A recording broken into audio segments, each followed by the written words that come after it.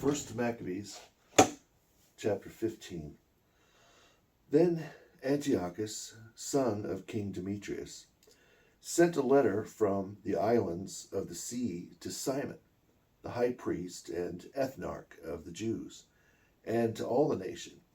It contained the following: Antiochus, the king to Simon, high priest and ethnarch, and the nation of the Jews, greetings. Since certain troublemakers gained the mastery over the kingdom of our fathers, I wish to lay claim to the kingdom so I can establish it as it was before. I have recruited a multitude of troops and prepared warships. I plan to go throughout the nation, that I may pursue those who laid our country to ruin and desolated many of its cities. Now, therefore, I validate your tax remissions, which the kings before me forgave you, and whatever other payments they remitted for you. I also authorize you to make your own coinage as money for your nation, and allow Jerusalem and the sanctuary to be free. All the weapons you prepared and the fortresses you built, which you seized, let them remain with you. Every money you owe the royal treasury, as well as future debts, let them be remitted from now on and for all time. As soon as we regain control of our kingdom, we will honor you and your nation and the temple with great glory, that your glory may be evident in all the earth. In the 174th year, King Antiochus went to the land of his fathers, and all his soldiers went with him. Few sided with Trypho. When Antiochus went after him, he fled to Dora by sea, for he knew that calamity had come upon him. His armies deserted him. Then Antiochus set up camp opposite Dora with 120,000 fighting men and 8,000 cavalry. He encircled the city, and the ships joined the battle from the sea. So he pressed hard against the city by land and sea, and did not allow anyone to leave or enter.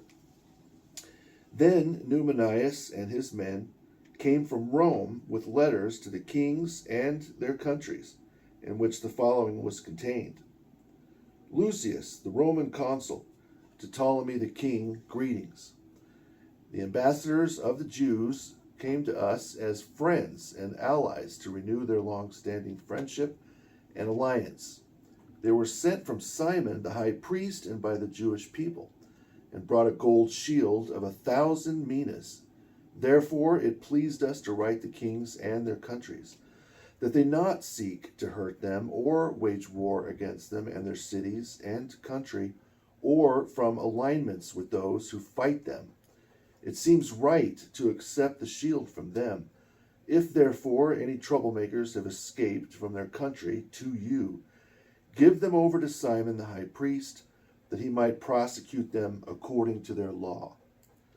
The consul wrote identical letters to King Demetrius and to Attalus, Ariarthes, and Arsakes, and to all the nations, to Sampsames and the Spartans, and to Delos, Mindos, Sion, Caria, Samos, Pamphylia, Lycia, Halicarnassus, Rhodes, Phasaelis, Kos, Side, Arados, Gortina, Cnidus, Cyprus, and Cyrene.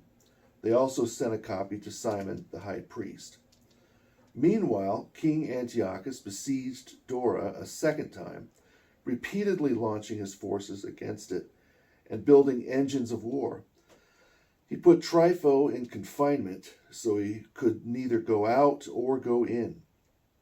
Then Simon sent Antiochus 2,000 chosen men as allies, along with silver, gold, and considerable weaponry. But Antiochus decided not to accept these things. He broke all the former agreements he had made with Simon, becoming estranged from him.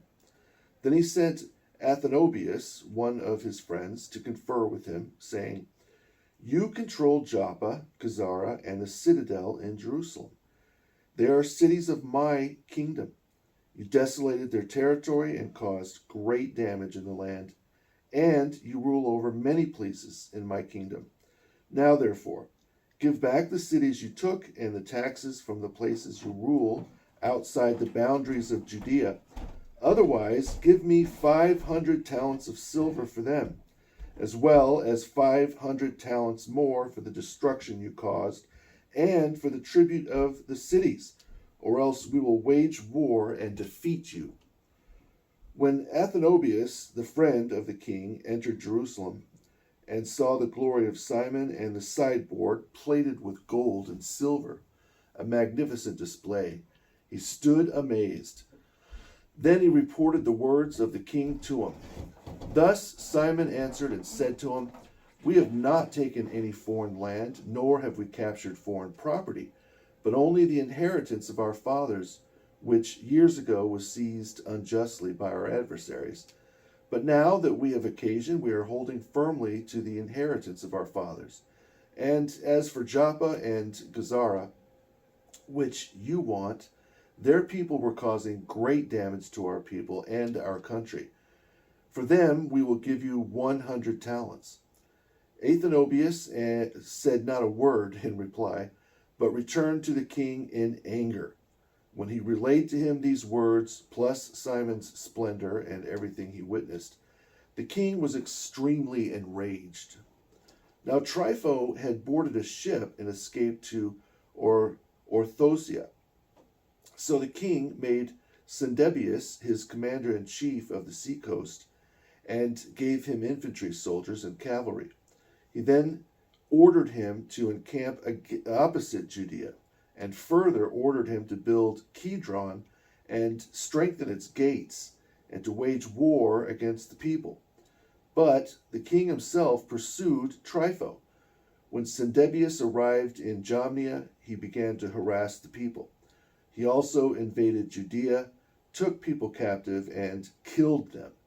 Then he built up Kidron and stationed cavalry and soldiers there, so they could march through the roads of Judea, making roads as the king commanded him.